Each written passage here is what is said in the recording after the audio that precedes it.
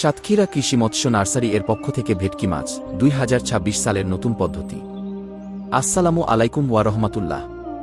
আমি কথা বলছি সাতক্ষীরা কৃষি মৎস্য নার্সারি এর পক্ষ থেকে। প্রিয় মাছচাষী ভাই ও উদ্যোক্তারা, আজ আমরা আপনাদের সামনে এমন একটি মাছ নিয়ে কথা বলতে এসেছি, যে মাছটি একসময় শুধু নদী আর সাগরের মাঝেই সীমাবদ্ধ ছিল, কিন্তু ২০২৬ সালে এসে সেই মাছ এখন পুকুরেই স্বপ্ন পূরণের নাম। আর সেই মাছটি হল ভেটকি মাছ। ভাই ও বোনেরা, একসময় মনে করা হতো ভেটকি মাছ চাষ করা খুবই কঠিন ও ঝুঁকিপূর্ণ, কিন্তু আধুনিক প্রযুক্তি, উন্নত মানের পোনা এবং সঠিক ব্যবস্থাপনার কারণে ২০২৬ সালে ভেটকি মাছ চাষ এখন নিয়ন্ত্রিত, নিরাপদ ও অত্যন্ত লাভজনক। নতুন পদ্ধতির প্রথম বিষয় হল আধুনিক পুকুর ব্যবস্থাপনা। বর্তমানে ভেটকি মাছ চাষ করা হচ্ছে জিওমেমব্রেন পুকুর, আধাবদ্ধ পুকুর এবং কংক্রিট ট্যাঙ্কে। এর ফলে পানির মান ভালো থাকে, রোগের আশঙ্কা কমে যায় এবং মাছের বৃদ্ধি হয় দ্রুত। দ্বিতীয় গুরুত্বপূর্ণ বিষয় হল উন্নত জাতের ভেটকি পোনা। উন্নত হ্যাচারি থেকে সংগৃহীত পোনা রোগ প্রতিরোধে শক্তিশালী হয় এবং বেঁচে থাকার হার অনেক বেশি।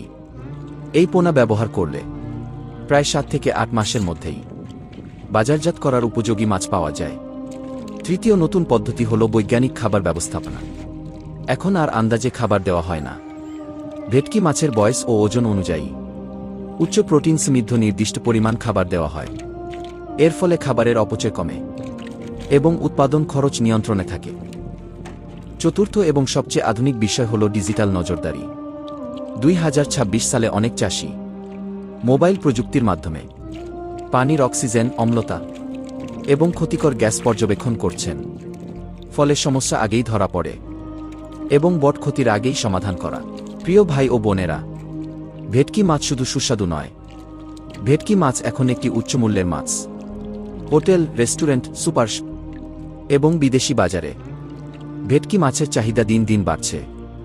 ভেটকি মাছ চাষ মানেই কম সময়ে বড় মাছ, নিশ্চিত বাজার এবং সম্মানজনক আয়ের সুযোগ।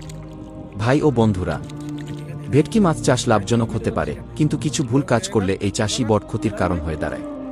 প্রথমত, খারাপ বা অসুস্থ পোনা ব্যবহার করা।